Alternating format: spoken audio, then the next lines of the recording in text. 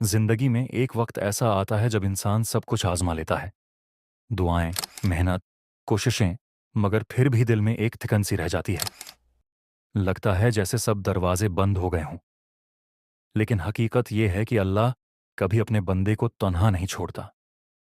اس کی مدد ہمیشہ شور نہیں مچاتی، وہ خاموشی سے دلوں میں اترتی ہے، کبھی ایک خیال بن کر، کبھی کسی چھوٹی سی امید کی صورت میں، کبھی ایک ایسے راستے کی شکل میں جو خود انسان نے نہیں چنا ہوتا۔ یہی اللہ کی خاموش مدد ہے جو اس کے خاص بندوں کے دلوں میں یقین پیدا کرتی ہے کہ میں اکیلا نہیں ہوں، میرا رب میرے ساتھ ہے۔ جب تم دیکھو کہ ہر کوشش کے باوجود سب کچھ رک گیا ہے، جب ہر دروازہ بند لگتا ہے، تب تمہارے یقین کا امتحان شروع ہوتا ہے۔ ایسے لمحے میں اللہ کی ایک خاموش مدد یہ ہوتی ہے کہ وہ تمہارے لیے ایک نیا راستہ کھول دیتا ہے، ایسا راستہ جس کا تم نے کبھی سوچا بھی نہیں تھا۔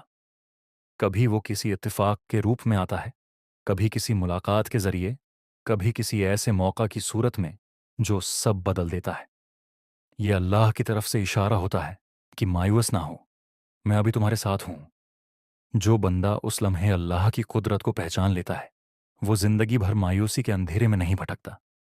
ایک وقت آتا ہے جب الفاظ تسلی نہیں دیتے، لوگ سمجھ نہیں پاتے، اور دل کے اندر ایک طوفان سا ہوتا ہے، مگر اچانک تمہارے دل میں ایک عجیب سا سکون اتر آتا ہے۔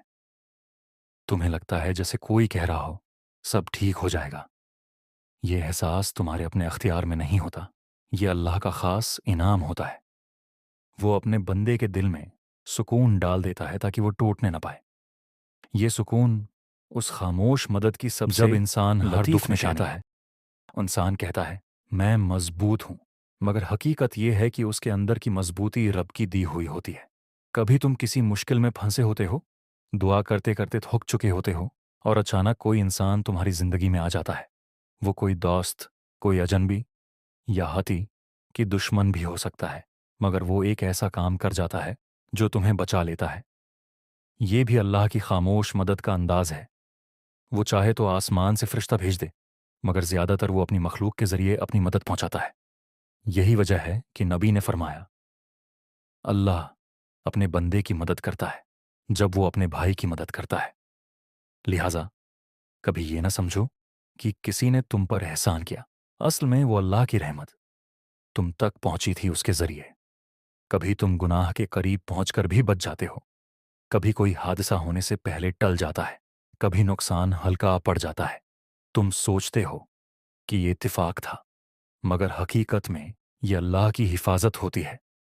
وہ جانتا ہے تم ابھی تیار نہیں، تم ابھی لوٹ سکتے ہو، اس لیے وہ تمہیں روک لیتا ہے، خاموشی سے، بغیر تمہارے مانگے۔ یہ وہ رحمت ہے جو اکثر انسان پہچان نہیں پاتا۔ وہ سمجھتا ہے کہ قسمت اچھی تھی، مگر دراصل وہ رب کی رحمت تھی جو پردے کے پیچھے کام کر رہی تھی۔